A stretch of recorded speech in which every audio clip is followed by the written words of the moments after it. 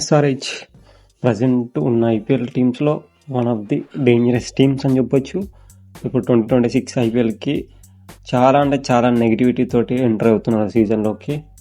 అంతే నెగిటివిటీ, అంతే bad luck కూడా ఉందని చెప్పొచ్చు. ఎందుకంటే వాళ్ళ captain Pat Cummins first few మ్యాచెస్లోకి అయితే అవైలబుల్గా లేడు. సో అపార్ట్ ఫ్రమ్ దట్ మనం టీమ్ ప్రివ్యూ గురించి మాట్లాడుకుందాం.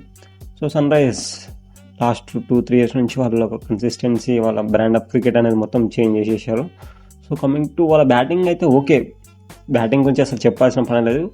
ఉన్న 10 టీమ్స్లో బెస్ట్ బ్యాటింగ్ లైనప్ ఉన్న team Sunrisers Hyderabad. Opening Abhishek Sharma, Travis Head. వాళ్ళకి మెయిన్ అడ్వాంటేజ్ ఈసారి ఇషాన్ కిషన్ పట్టుకుందల్లా బంగారం అవుతుంది. మంచి పీక్ ఫామ్లో ఉన్నాడు, prime of his best. Number 3లో మంచిగా సూట్ అయిపోయాడు. ఇండియాకి కూడా నెంబర్ 3నే ఆడుతున్నాడు కాబట్టి అందులో నో డౌట్.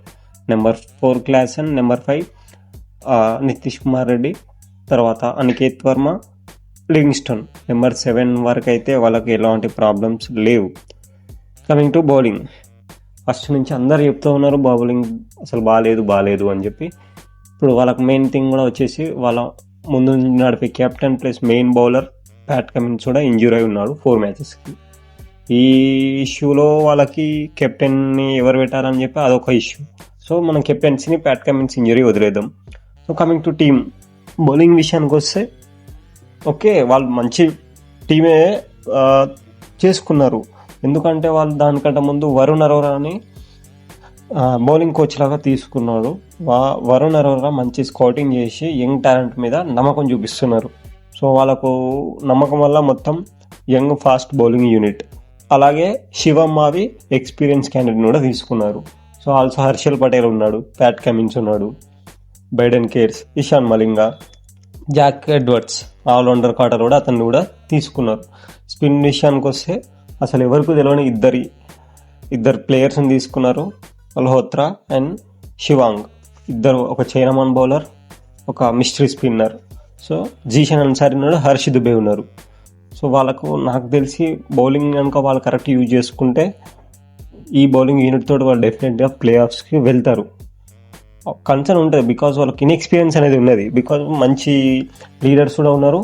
వాళ్ళని కనుక కరెక్ట్ యూజ్ చేసుకొని కన్సిడర్ చేసుకొని కరెక్ట్ వాడుకుంటే మాత్రం they are definitely into the playoffs, one of the top 4 teams. Coming to playing 11, number 7 Livingstone, number 8 Pat Cummins, number 9 Harsh Dubey వరకు మంచి సాలిడ్ బ్యాటింగ్ ఉంది.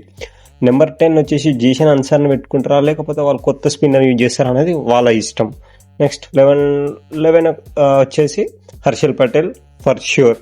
నెంబర్ 12 జయదేవ్ ఉనద్గత్ని యూజ్ చేసుకుంటారా లేకపోతే శివం మావియా లేకపోతే వాళ్ళ దగ్గర జాకిబ్ హుస్సేన్ ప్లస్ ఇంకొక మంచి గన్ ఫాస్ట్ బౌలర్లు ఉన్నారు.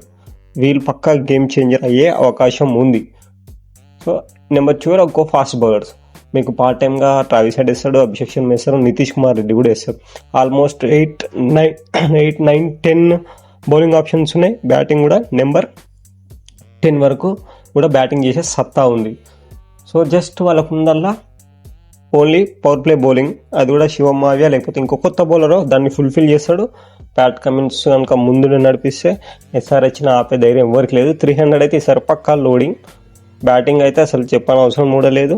సో కమింగ్ టు ఇప్పుడున్న ఇష్యూస్లలో వాళ్ళ కెప్టెన్ ఎవరు, మనకు 2 న్యూసెస్ వస్తున్నాయి, ఇషాన్ కిషన్ ఆర్ అభిషేక్ శర్మ.